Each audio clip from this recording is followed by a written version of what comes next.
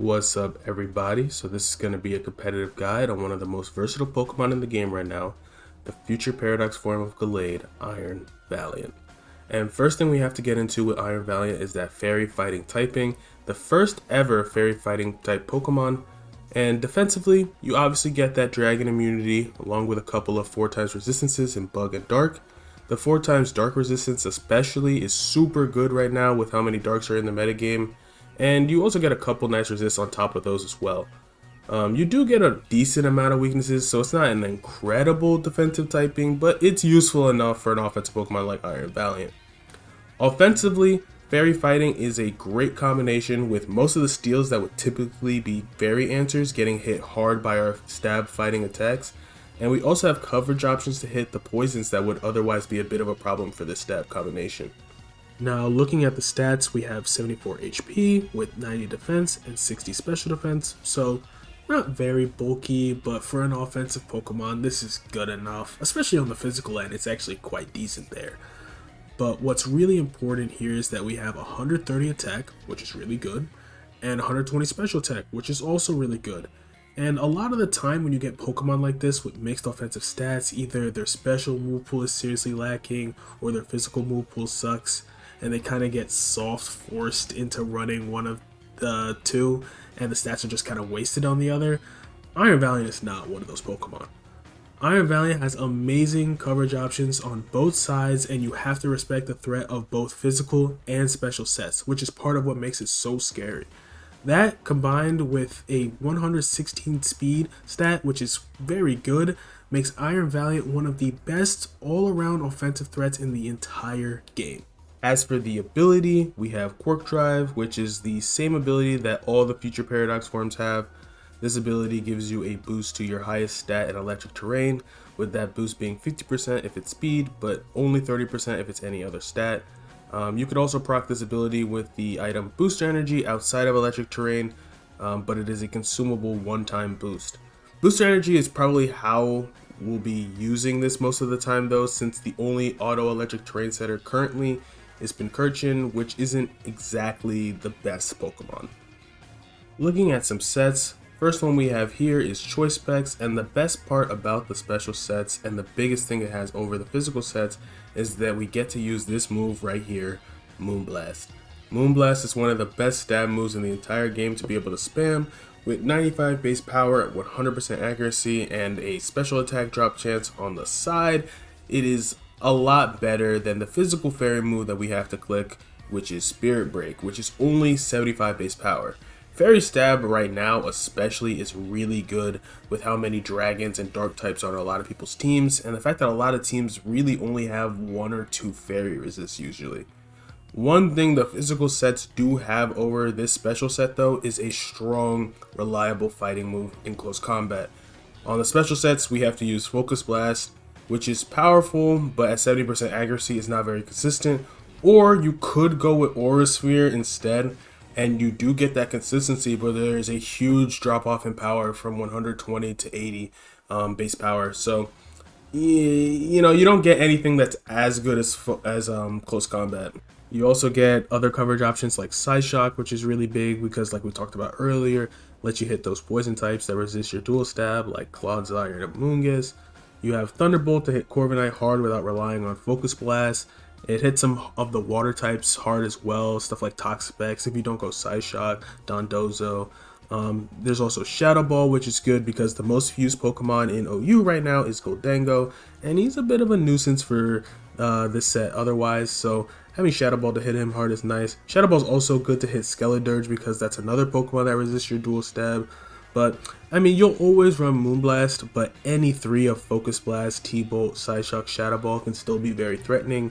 You can even get away with, like I said, not running a fighting move, because since a lot of Pokemon that you'd want to hit with a fighting move also get hit by Moonblast anyway, you know, sometimes it might feel like a luxury, but I do like having that second stab. It's another strong mid-ground option, so I tend to drop Thunderbolt a lot of the time, but anything here can work as long as your team can handle whatever this might not cover. Now for the physical counterpart to the Choice Spec set, we have Choice Man. And yes, like we talked about earlier, we do have to use this 75 base power Spirit Break, which definitely doesn't hit the same way that Moonblast does, but we do get to use close combat, which is a fantastic stab to have. Banded close combat hits ridiculously hard, doing stuff like cleanly 2-hit KOing, max HP, max defense Corviknight. It's just a great stab to have, but not the only good thing about the physical sets, because we also get access to maybe the best move in the game period in knockoff, which is a rarity nowadays. Not a lot of Pokemon still get knockoff, and it hits the same kind of Pokemon that Shadow Ball did on this Choice Spec set, like Skeledirge or Goldengo, so knockoff is just like a really good option for these physical sets.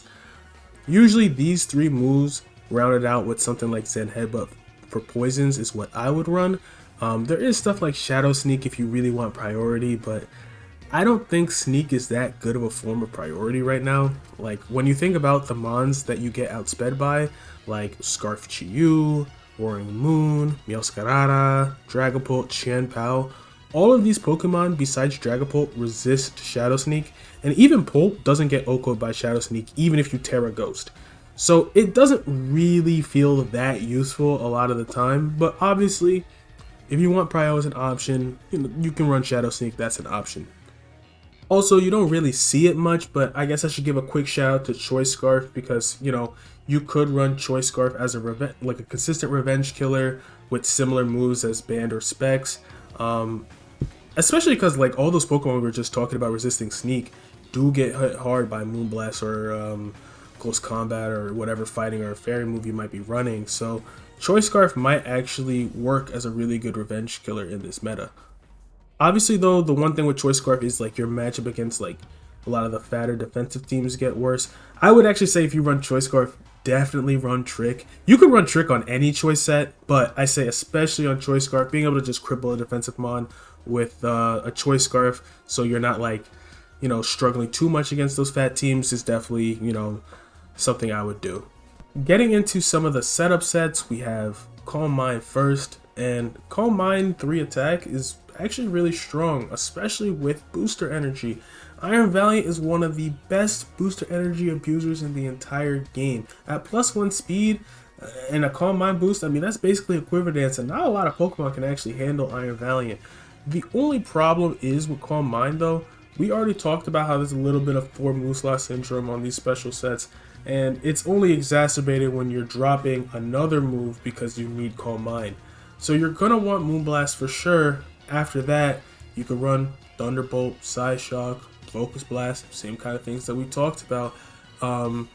But, obviously, you're going to be missing a move. But this thing at +1 speed, +1 special attack is extremely scary. You do have to position it well, though, because not only do you have to find an opportunity to safely Calm Mind, but you do have to make the most out of booster energy because you really have one chance to, use that booster energy.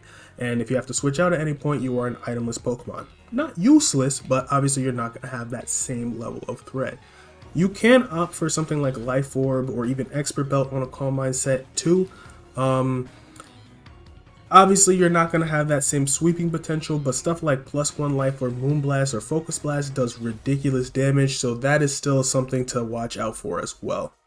Now on the physical side for setup, we get Swords Dance, which is actually for like pure sweeping a better option than Calm Mind. Yes, with Calm Mind you obviously also get, some defensive boost, but like +2 Iron Valiant is no joke. It's no joke. Like, we've been ragging on Spirit Break the entire video, but off of 130 attack, +2 Spirit Break is a good bit stronger than +1 Moonblast. And then don't even, we don't even need to talk about +2 CC. That in combination with Knockoff and Zen Headbutt, and this becomes one of the scariest win conditions in the game. You do have to worry about like some of the unaware Pokemon in general for either of the setup sets, but in a lot of games, like in the mid to late game, this is a crazy win con that could definitely take over a lot of the time. But it doesn't even have to be like, oh, I'm going to try and sweep the game with SD and a booster energy. Just straight up SD, Life Orb, Expert Belt, boosting item. Like a lot of the walls that aren't like the unaware Pokemon just can't really stomach hits from +2 Iron Valiant. Like, it's one of the best wall breakers in the game with Swords Dance as well. So definitely respect Swords Dance. It's really, really, really powerful. So here we have a mix set, and we've been talking about it all video. You really want that beautiful fairy move in Moonblast, but you also want that sensational fighting move in close combat. But what if you just had both? Now, if you're boosting your special attack with something like Choice Specs or Calm Mind, you're still gonna want that special fighting move, but on these like all-out attacking sets with like Booster or Life Orb or Expert Belt, close combat kind of prevails as the premier fighting option, even without attack investment. Because even without attack investment, close combat still hits harder than Aura Sphere against Pokemon with similar defenses, and it still does stuff like Okochi-U and King Gambit and a lot of the stuff that you want to hit with fighting moves, while also improving your matchup against stuff like Chansey and Blissey.